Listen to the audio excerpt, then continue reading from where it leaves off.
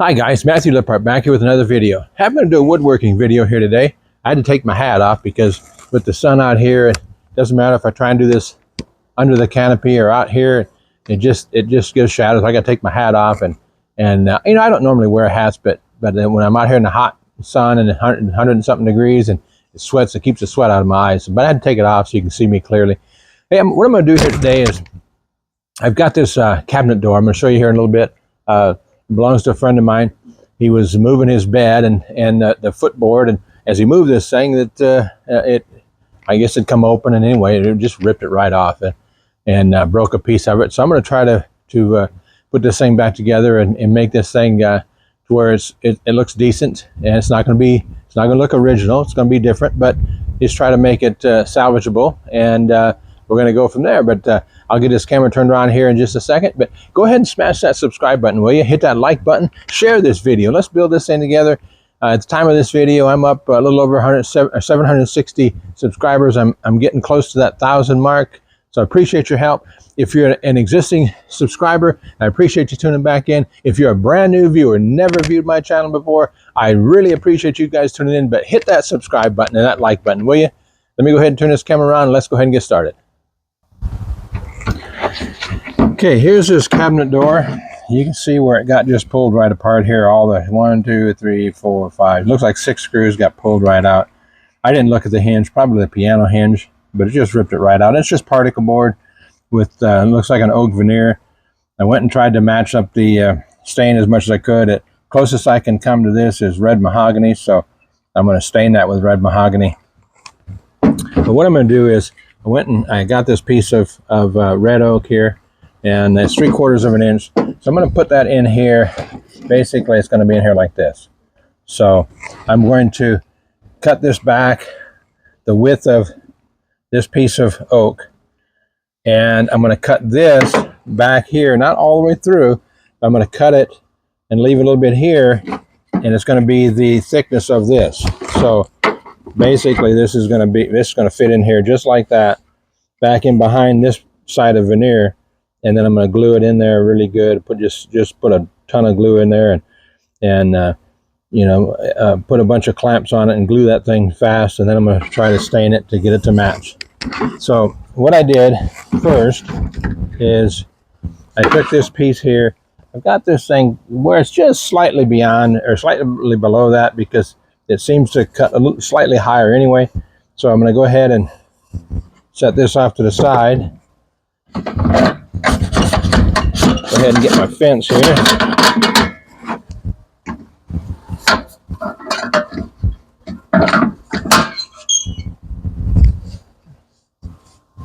Now what I'm going to do is I'm going to take this, I'm going to set this thing in here just like that next to the blade. I'm going to slide this thing over and basically just butt it to that. Okay? Make sure that that's not make sure there's no deflection in the blade, but just where it's just right against it. And then I'm going to have to back it up. I'm going to have to go a little bit more because right now it's going to take this width plus the width of the saw blade. And I don't want the width of the saw blade. So I'm going to take where I'm at now and I'm going to move it just a little bit, about 1/8 of an inch. And then I'll put this in here. You can't see this, but what I'm doing is, and let me reframe this camera here. Just hang on 1 second.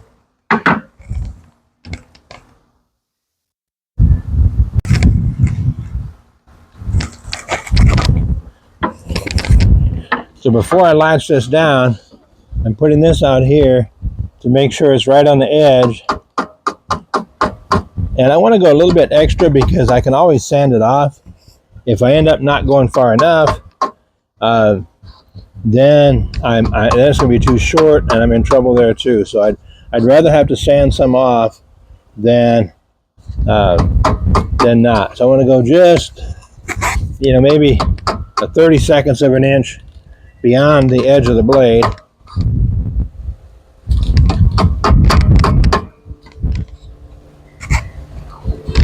And then I want to lock it down. And I want to check it over on this side too, just to make sure I'm in the same spot. That seems like it's just slightly off. So what I want to do is loosen it and just kind of kick this one back, hold it there, lock it into place, and then I want to check this again. That looks pretty close. That looks the same on both sides. You know, if you have a really expensive table saw, you don't necessarily have this issue, but I don't have a super expensive table saw. It's an old Craftsman, just a job site table saw. So, you know, so I have to double check some things and make sure everything works good.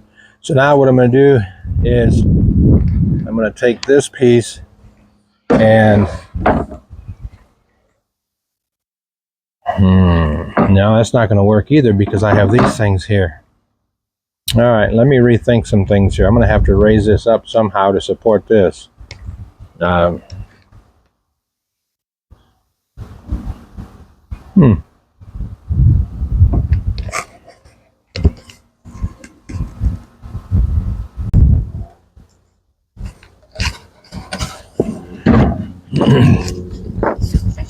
Yeah, I hope you can see this with the shadows.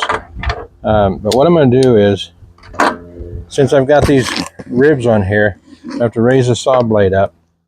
So I'm going to put this thing, hold it on here, get it lined up with the back side of this thing.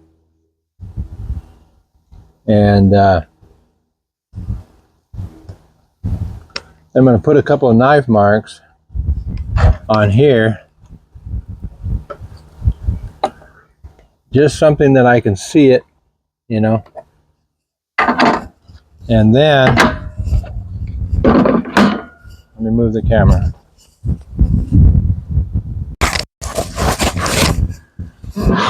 Now I'm going to hold this up here. I'm going to raise this. Got many knife marks there. There's one of them. I'm going to raise this up to where it's right at the knife mark. And I'm going to try not to get in the way here.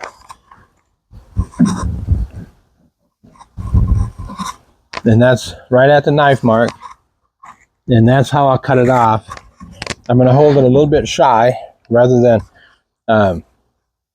you know, I'd rather be a little bit shy and have to cut it just slightly more than to have it too far and then I'm in trouble. So I'm going to go ahead and cut this. I'm going to reset the camera on the other side, and then we'll go ahead and we'll start cutting this.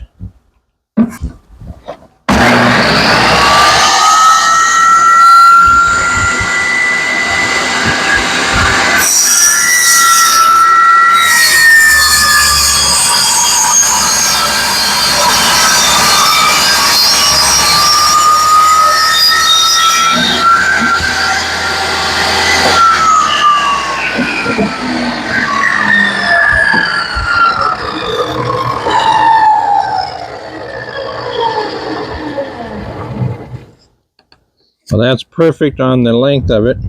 That's just dead on.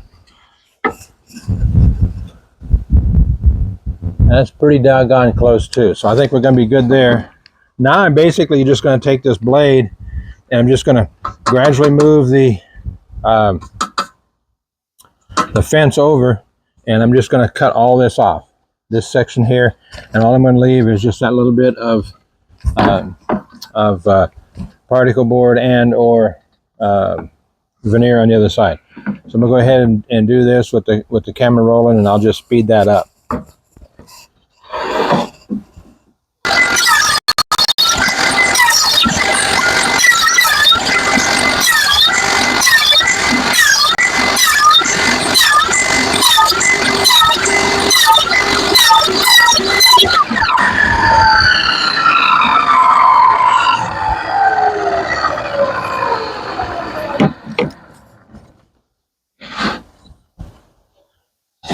Yeah, I've got to clean this up just a little bit, and I'll clean this up, smooth it off. I hit it with a sander or whatever, just try to, you know, with a rough sander, maybe with a 60 grit on here, just to kind of smooth this off so that this lays in here fine. And then all I've got to do is just cut this to length and then we can glue it on there. And once it's glued on there, we just got to wait to let it dry, and hopefully we can get the color to match pretty good. But let me go get my sander, and I'll be back. Okay, I've got my Ryobi cordless sander with some 60 grit paper on here. You know, if I'm doing a lot of sanding, a big sanding job, I prefer my corded, my plug-in sander. I just don't have to worry about batteries going dead. But doing small jobs like this, I'd rather use my cordless. It works just fine. So I'm going to go ahead and sand on this a little bit. And I'm going to leave the camera running, but I'll just I'll speed this up during the actual video so that you're not sitting here bored with this, but you'll just see the whole process.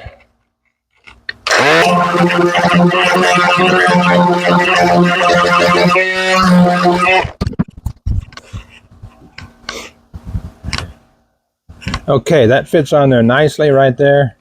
Everything seals really nice. So by the time I clean some, put some glue on here, I mean, I'll load this side down with glue. I'll load this side down with glue. I'll get all this sawdust out of here. You know, during this video, you saw me running my hand back and forth. Just be very careful doing that, because some of this is particle board, but you also have this veneer. If you run it through fast, you'll run one of these little little pieces of wood right up into your finger, and it will hurt like heck. Ask me how I know. Done it a few times, and it hurts. So let me go ahead and reset up for this. Also, I wanted to say too, I put this towel in here, underneath of here, and I clamped it down with a clamp to my table saw. The reason I did that, because the other side of this, just like this, is a finished edge. And if I just hold it on here, there's going to be just enough movement on here. It is going to really screw up that finish. So make sure that you protect that finish with some paper, with something that has a little bit of flexibility to it, a little bit of give to it, that's not going to just totally ruin this finish, because then you're back to a whole new ball game. Now I got to finish the whole thing off and resand the whole thing and refinish it all. So you just make sure that you protect any finished sides on this. Okay, I'm ready to glue this thing together. I don't think you can see all over the other side, but this is my piece I'm gluing in here. I've got a piece of wood here that I'm putting in here because I don't want to clamp directly against this to put any kind of indentation, because this is the finished product. So the same thing on the other side, on the factory edge of the door, I've got another piece like this, or like this, to butt against that. Likewise, when I do the top and the bottom, a piece top, piece bottom. These are just discardable pieces. I don't have mustard here. I saw this on a YouTube video one time, and it worked pretty doggone good. I haven't used it in a while, so it looks like it might be a little bit plugged. I'll have to open that out. But if you use this on a regular basis, and I haven't, just because of you know, dealing with some things with some health issues, I haven't done any woodworking in a while, so it's kind of gummed up there a little bit. But normally, I don't ever worry about this when I'm doing woodworking on a regular basis. This is so much better than your regular, the regular bottle that the glue comes in. This just works better. It's easier to control. So, but since I haven't used this in months, literally it's been months. So let me try to get this cleaned out, and then I will come back. Okay, I'm back. I've got this all cleared out now. Make sure you have plenty of clamps handy. Make sure you got some paper towels. I like to wear gloves when I'm working with the glue. Some people don't. Personal preference. But I like it. Copious amounts of glue. And then I'm also going to put some on this edge of this, because that's going to go up against this edge here. I want to smooth this around, make sure I got glue everywhere, because there's going to be no nails holding this. I just want the glue, because I don't want to have to deal with nail holes in this finished product. I want just glue. There's going to be a lot of spill out, and that's okay. That can be cleaned up. Even if it's on my table saw, that can be cleaned up. Like I say, I would just rather have this glue on the glove rather than on my hand. All right. Get the clamp on here. I got to raise this up just a little bit because there's that little bit of a gap.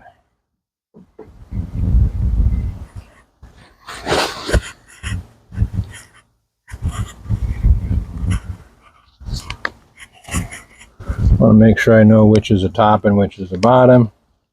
Okay, that's the bottom. Now I'll take my next clamp.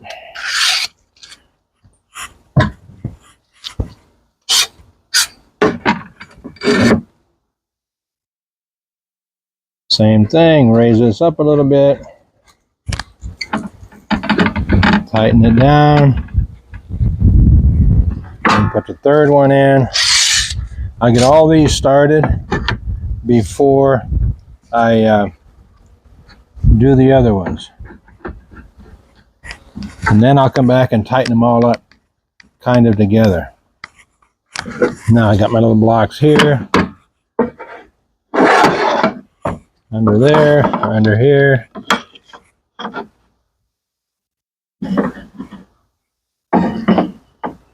Right there. Right there.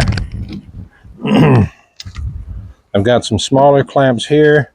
I have even smaller clamps in this, but since we moved in October, I just haven't figured out where they all are. So actually, that's not really even going to work. I don't like that. I'll go this way. I can get a little bit better. There, I like that better. You want to try to do these at a combined effort, because if you don't, you're going to end up with, this might be tweaked this way a little bit, it might be raised up a little bit. So you want to try to do all this together. Sometimes it would be advantageous if you had a third or fourth hand. Obviously,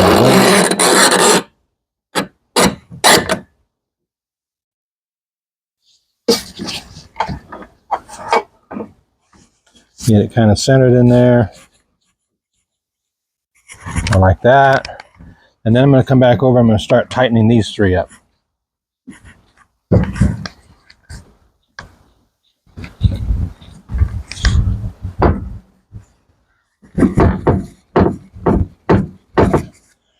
You want to make sure you close this gap in here as much as you can.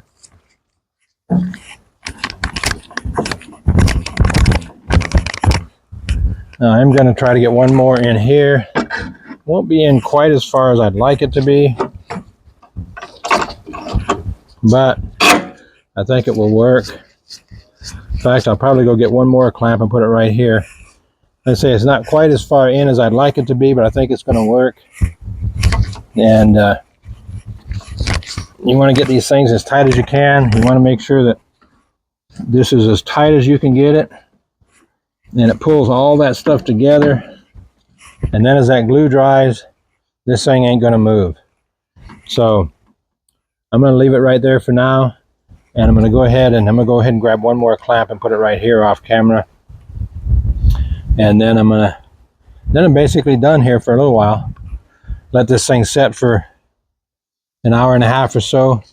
Then I'll take the clamps and then I'll get this glue residue off before it gets completely hard, and then let it set overnight.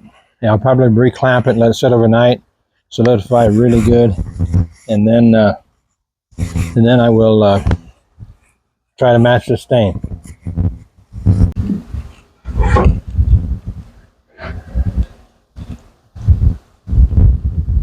Okay, here we go. I got that piece on there. Got a nice good seam. There's just a slight ridge there, but what I'm going to do when I stain it, I'm going to sand it all the way back to this ridge right here, this rib, and then I'll stain this whole section, and instead of trying to match it like right midstream, and then that, and then here's the edge. I'll get it all sanded off nice, and then I'll stain that. I'll do that tomorrow. I'm gonna let this set and cure overnight, get nice and hard, and then I'll come out here and I'll stain it tomorrow, and we'll be good to go.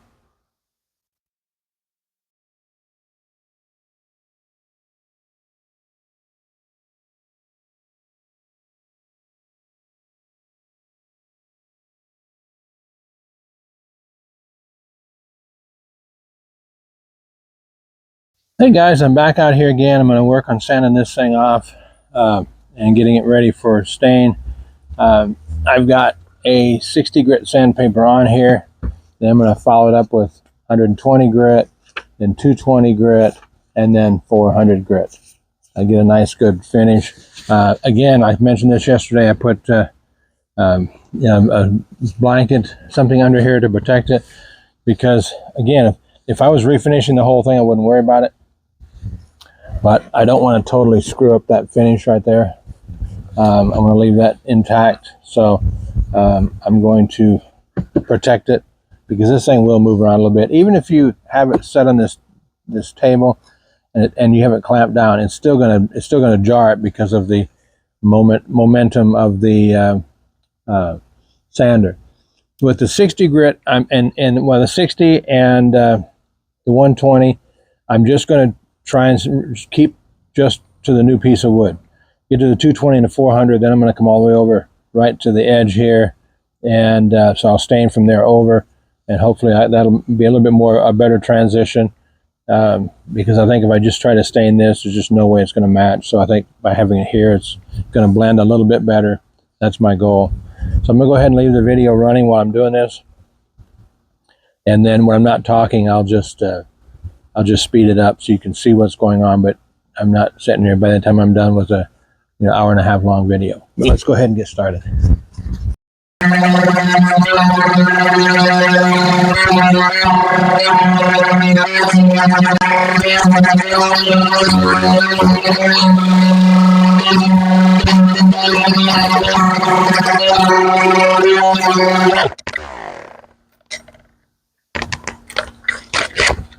We'll switch over to 120.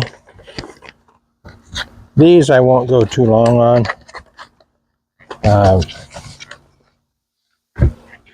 I got the bulk of the material out with the 60 grit. I'm not getting up under there. There.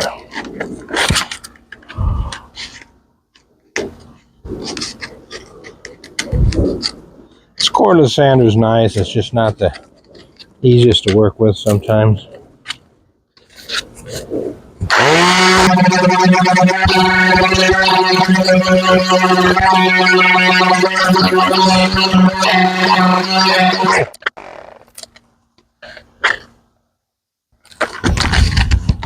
All right, go to 220.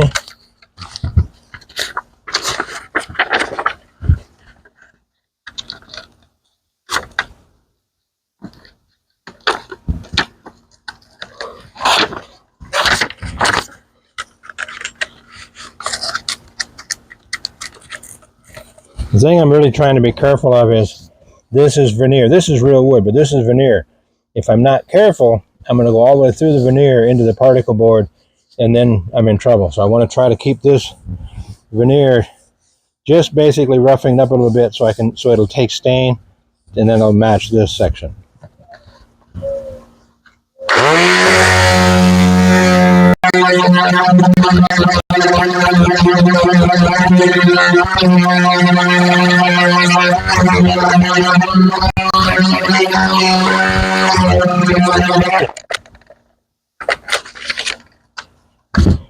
Yeah, one thing you might have already noticed as well, but I didn't hit this stuff until the 220, because I didn't want to leave The more coarse the sandpaper is, the more grooves you're going to leave. I didn't want to leave grooves in here that I had to eat out.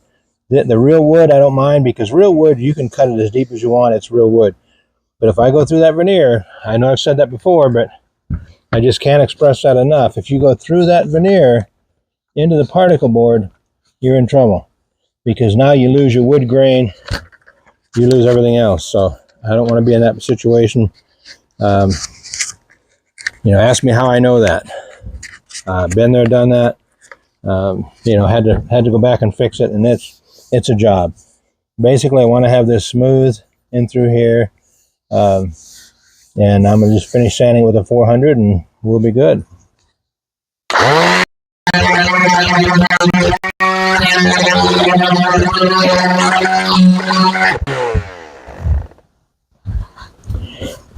Basically, what you're looking for here is you don't want to feel, as you run your hand across it, you don't want to feel anything different than you do here. You don't want to feel a ridge there, and that's where I'm at right now. I don't feel a ridge there. So everything's nice. The seam is nice here. The seam is nice and smooth here. So by the time I'm done, you're not going to see much. I'll have to clean this up a little bit, and then we're going to hit it with some red mahogany stain and see how it looks. Okay, I'm going to wipe this off here. Good. I'm going to come all the way back here too, because it's a little bit breezy today, and I don't want this stuff blowing into the stain. Sometimes, and it all depends on what I'm looking at. I kind of play it by ear. Sometimes I'll get these wet, and when I do this, sometimes I'll take the air compressor and blow them off. This thing here, I'm fairly confident that I'm going to be okay just like this. So I'm just wiping it off with a dry paper towel. You see a lot of different ways to do this stain. Some people use their good brushes. Some people use a rag. My preference is these foam brushes. I've got my Varathane finish here. And it's obviously going to soak into this real wood, this new wood, a lot better, quicker than it is on the old stuff that I basically just roughed it up. Want to get a good coating out of this. Like I say, I'm hoping I can blend this in kind of fairly good. For a guy that's colorblind, that might be a little bit of a challenge, but we'll see.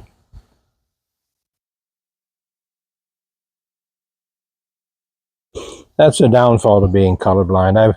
For the most part, I deal with being colorblind. It's not a big deal, but when you're doing stuff like this, it's like, even when I went to get this stain, I had to go to the lady at Home Depot, and I said, can you help me with this? I said, I'm colorblind, and I had the piece that chipped off of here. I said, can you help me match the color on this? And I kind of thought it was the red mahogany, and she kind of thought the same thing. I want to get rid of that one. Get me a fresh paper towel. You can use a paper towel, rag, whatever. I prefer to use this. Just a paper towel. Okay, that's definitely going to need some more. The longer you let this sit on here, the darker it is. Yeah, it's definitely going to need more. So I'll coat this again. And I'll let this one sit on here longer. And so time is a big factor in this.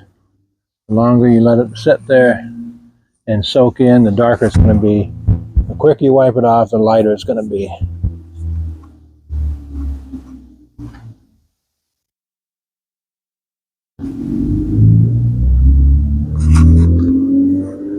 The end grain, like this, it really soaks in. So I'm just going to let this sit here a while, and as I continue to do this, I'll let the camera run, and then I'll speed it up again, so I don't want to be have a video that's just an exorbitant amount of time, but at least you get to see this as it begins to soak in. It changes colors and gets a little darker. Here you can really see the difference, and I don't know if I'm gonna be able to get it as dark as that was. We'll see. Of course, this here isn't even real wood grain, so I don't know if I'll ever get it as dark as that, but I'm gonna try.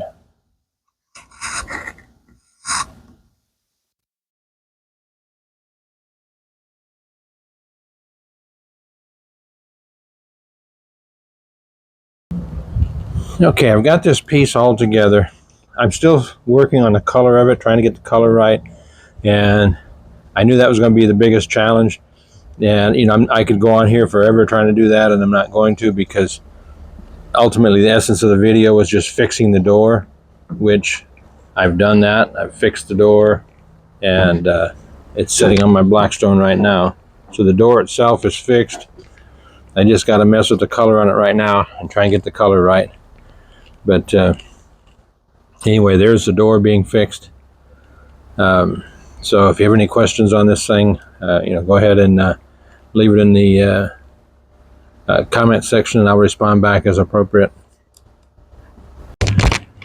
Okay, guys, there's this video here. That's I'm still working on the color in that, like I just showed in that last little clip. That's one of the downfalls of being colorblind. You know, it's I'm gonna probably have to get somebody to help me with this, just because I struggle with the color. And of course, this thing being a red tint to it, reds and greens are my worst colors that I see, right? So, you know, that's going to be a challenge. But ultimately, the purpose of this video was to show you how to fix the door. And so we've done that. The door is fixed. Just got to mess with the color right now. I'm not gonna belabor that aspect of it, because, you know, I could be here a while. So, you know, I just wanted to get what I wanted to get done and focus on what the point of this video was. I hope this helped you. If you have any questions, any comments, go ahead and leave those in the comment section. I'll reply as appropriate. And like I said earlier, go ahead and smash that subscribe button. Will you hit that like button, share this video, tell everybody about this channel. If you're returning to this channel, I appreciate you. Thank you for coming back. If you're brand new to the channel, thank you for tuning in. I hope this helps you. And like I say, leave something in the comment section. Look forward to hearing what you guys are working on and what you're doing, and let me know what part of the country or the world you're watching this from, and just so I get an idea of the kind of reach we're having here. And it's always cool to see. You know, I've had people, you know, message me from France and from India, different places like that. It's cool to know that you're having that kind of an impact, and where people are watching this thing from. So go ahead and leave that in the comment section. And until next time, may God bless you and have a great day.